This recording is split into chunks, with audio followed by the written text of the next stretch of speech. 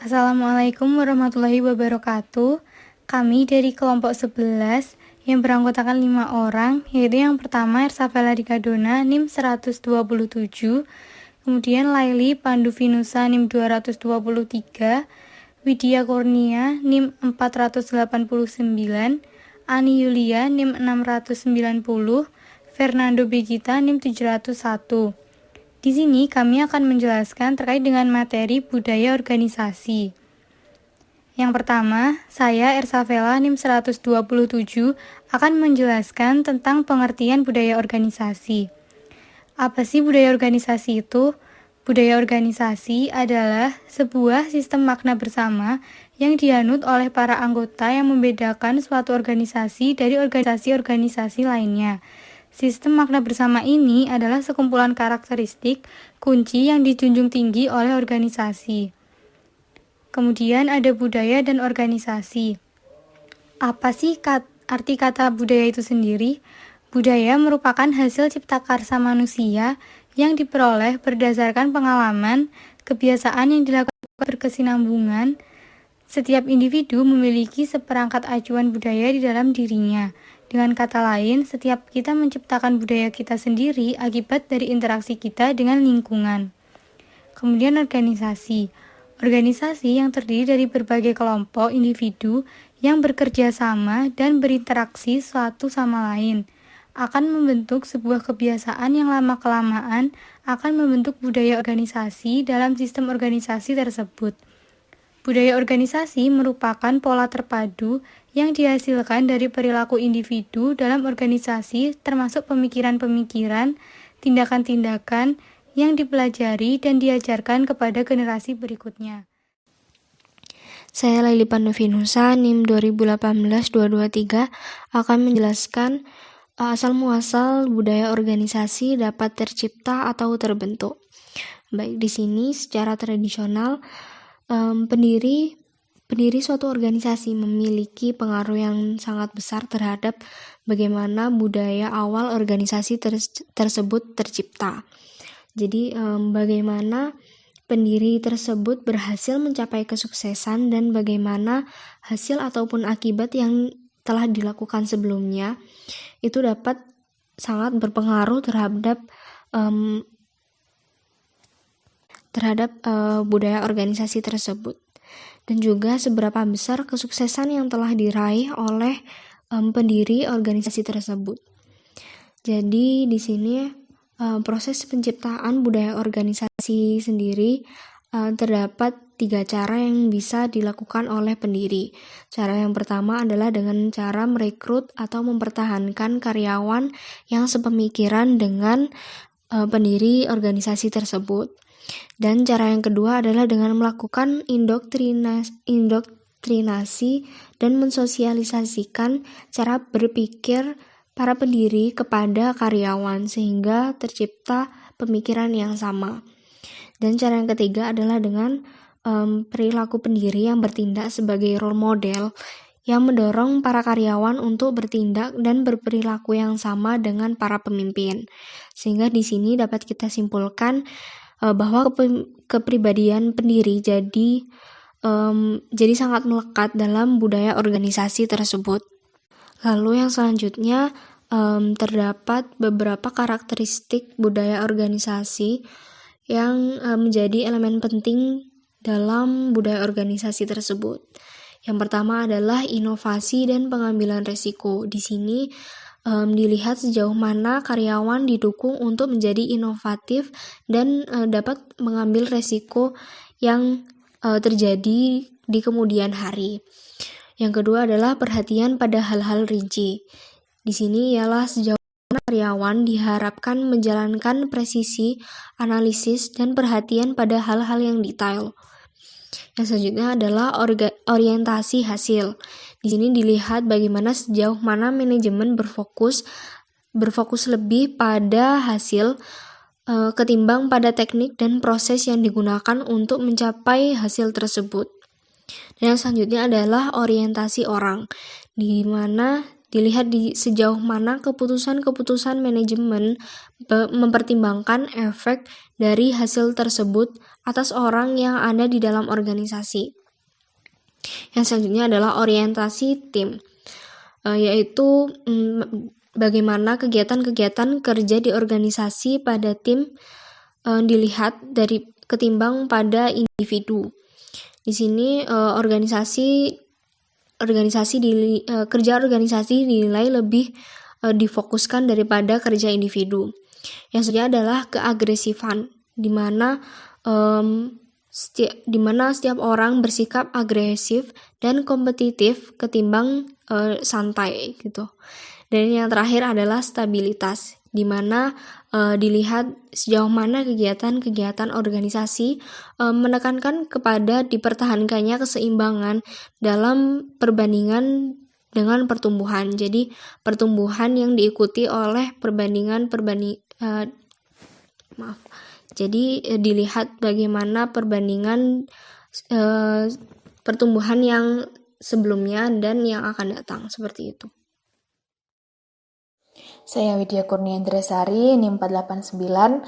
Baik, saya akan menjelaskan mengenai budaya dengan profesionalisme. Nah, Harrison membagi 4 tipe budaya organisasi. Yang pertama, budaya kekuasaan atau power culture. Budaya kekuasaan ini lebih memfokuskan sejumlah kecil pimpinan menggunakan kekuasaan yang lebih banyak dalam cara memerintah. Budaya kekuasaan ini juga dibutuhkan dengan syarat mengikuti keinginan anggota suatu organisasi. Seperti contoh, seorang karyawan butuh adanya peraturan dan pemimpin yang tegas dan benar dalam menetapkan seluruh perintah dan kebijakannya.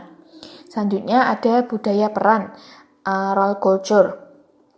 Budaya ini ada kaitannya dengan prosedur birokratis seperti peraturan organisasi dan peran atau jabatan, posisi spesifik yang jelas, karena diyakini bahwa hal ini akan menstabilkan sistem karena hampir semua orang menginginkan suatu peranan dan status yang jelas dalam organisasi. Selanjutnya ada budaya pendukung, support culture. Budaya ini ada sekelompok atau komunitas yang mendukung seseorang yang mengusahakan terjadinya integrasi dan seperangkat nilai bersama dalam organisasi tersebut. Nah, selain budaya peran, suatu budaya perlu adanya budaya pendukung yang disesuaikan dengan keyakinan anggota di bawah. Budaya pendukung ini ditentukan oleh pimpinan ketika organisasi tersebut didirikan oleh pendirinya yang dituangkan dalam visi dan misi organisasi tersebut. Jelas, di dalamnya itu ada keselarasan antara struktur, strategi, dan budaya itu sendiri. Dan suatu waktu bisa terjadi adanya perubahan dengan menanamkan budaya untuk belajar terus-menerus. Selanjutnya ada budaya prestasi, achievement culture. Budaya ini didasarkan pada dorongan individu dalam organisasi dan usaha keras untuk adanya independensi dan tekanannya ada pada keberhasilan dan prestasi. Nah, budaya ini sudah berlaku di kalangan akademisi tentang independensi dalam pengajaran, penelitian, pengabdian, serta dengan pemberlakuan otonomi kampus yang lebih menekankan terciptanya tenaga akademisi yang profesional, mandiri, dan berprestasi dalam melaksanakan tugasnya. Tipologi budaya. Tipologi budaya organisasi bertujuan untuk menunjukkan aneka budaya organisasi yang mungkin ada di realitas. Nah, menurut Sonnenfeld dari Universitas Emory dalam buku Robbins, ada 4 tipe budaya organisasi.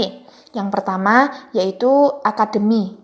Maksud dari akademi ini, perusahaan suka merekrut para lulusan muda universitas, memberi mereka pelatihan istimewa, dan kemudian mengoperasikan mereka dalam suatu fungsi yang khusus.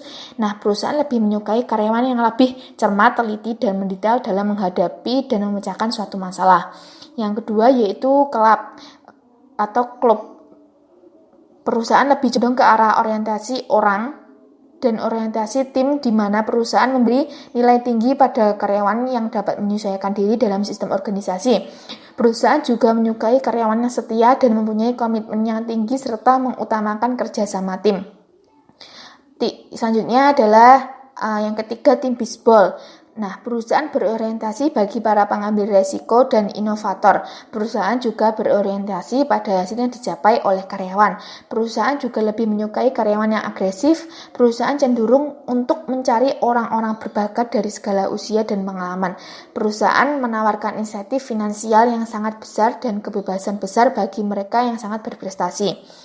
Yang selanjutnya ada benteng. Maksudnya, perusahaan condong untuk mempertahankan budaya yang sudah baik. Menurut Sonnenfeld, banyak perusahaan tidak dapat dengan rapi dikategorikan dalam salah satu dari 4 kategori karena mereka memiliki suatu paduan budaya atau karena perusahaan berada dalam masa peralihan. Saya Ani Yulia Prastiawati, NIM 690. Selanjutnya ada sumber-sumber budaya organisasi. Menurut Tosi, Rizzo, dan Carroll, seperti yang dikutip oleh Munandar, budaya organisasi dipengaruhi oleh beberapa faktor.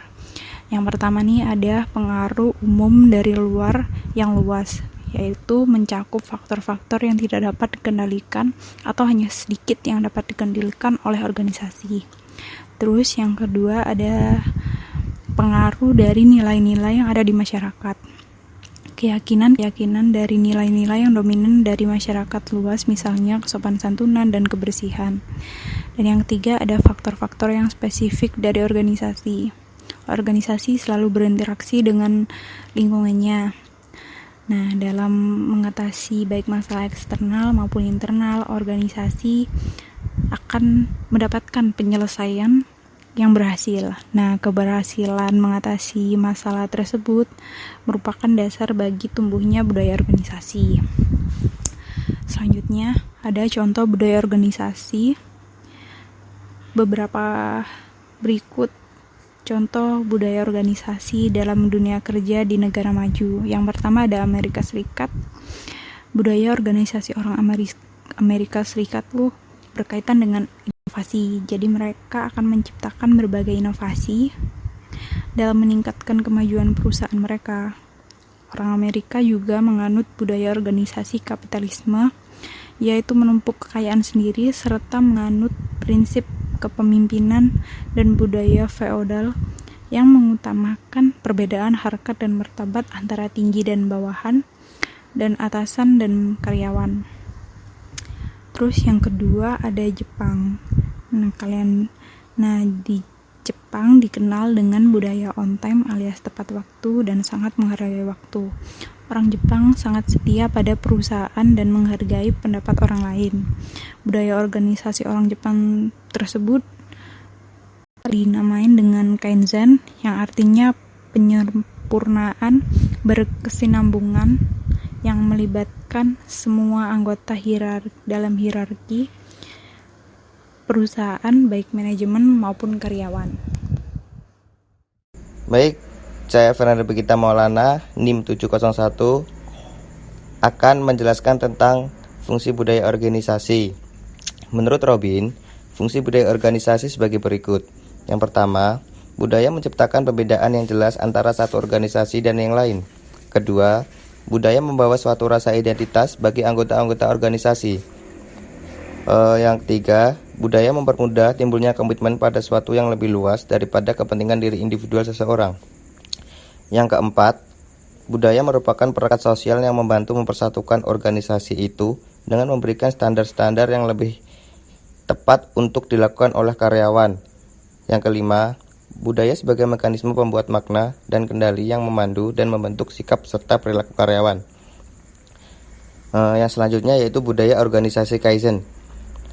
Budaya organisasi pada masyarakat Jepang yaitu disebut dengan Kaizen, yang artinya sendiri penyempurnaan berkesinambungan, yang melibatkan semua anggota dalam hierarki perusahaan, baik manajemen maupun karyawan. Intinya, kesadaran bahwa manajemen harus memuaskan pelanggan dan memenuhi kebutuhan pelanggan. Jika perusahaan ingin tetap eksis, memperoleh laba, dan berkembang. Tujuannya, menyempurnakan mutu, proses sistem, biaya, dan penjadwalan demi kepuasan pelanggan. Metode Kaizen. Yang pertama, mengubah cara kerja karyawan sehingga karyawan bekerja lebih produktif, tidak terlalu melelahkan, lebih efisien, dan aman. Kedua, memperbaiki peralatan. Yang ketiga, memperbaiki prosedur. Sekian presentasi dari kelompok kami. Kurang lebihnya kami mohon maaf. Wabillahi taufiq wal hidayah. Wassalamualaikum warahmatullahi wabarakatuh.